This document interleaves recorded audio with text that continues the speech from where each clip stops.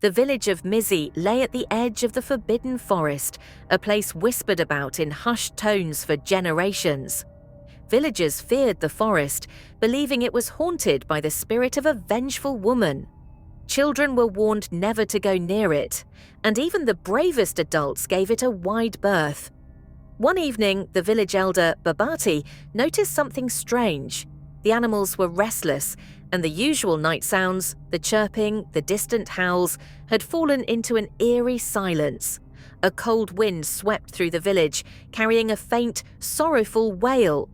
The villagers huddled together, their eyes wide with fear, knowing the ghost was restless once more. Strange things began to happen. Cattle disappeared, crops wilted overnight. Shadowy figures were spotted lurking at the edge of the trees. But nothing terrified them more than when a young girl named Tara vanished while playing near her home.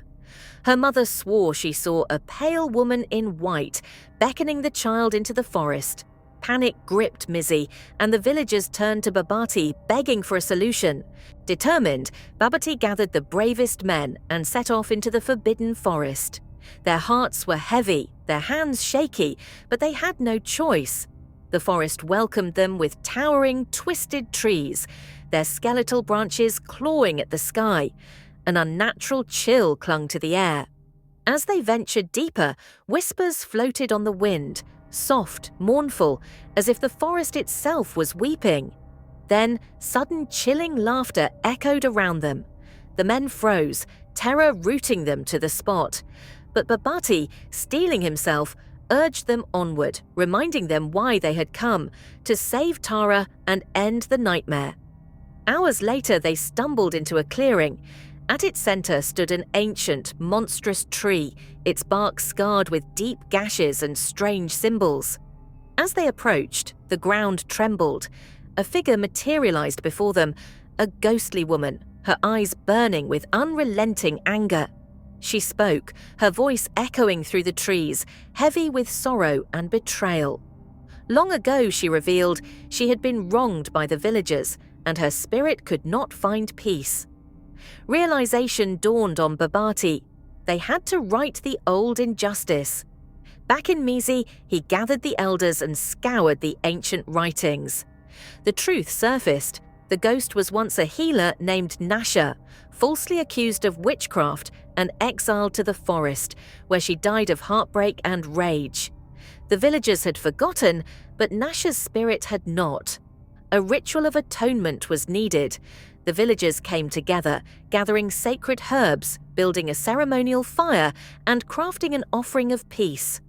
Babati led a solemn procession back to the forbidden forest. As they neared the ancient tree, the air grew colder, and Nasha appeared once more, her gaze heavy with expectation. Silently, she watched as the villagers arranged the offerings and began the ritual. Guided by Babati, they chanted prayers and begged for Nasha's forgiveness, vowing to honor her memory and ensure such injustice would never happen again. As the ritual progressed, the fury in Nasha's eyes softened, but sorrow still lingered. Babati stepped forward, addressing her directly. He acknowledged the terrible wrongs done to her and asked for her guidance in making amends. In response, Nasha's form flickered, her voice revealing one final request. They must find her remains and give her a proper burial. Only then would her spirit truly rest. Vowing to honor her wish, the villagers spread out through the forest, determined to find her grave. Days passed, their hope dwindling, until a young boy named Kuda discovered a hidden grave marked by an ancient, weathered stone. Carefully, respectfully, they unearthed Nasha's remains and carried them back to Mizi. A proper burial was prepared, one fit for the healer she once was. On the day of the ceremony, the entire village gathered. Babati spoke of Nasha's kindness, her unjust suffering, and the lessons they must never forget. Flowers and offerings were placed on her grave, and one by one, the villagers silently apologized.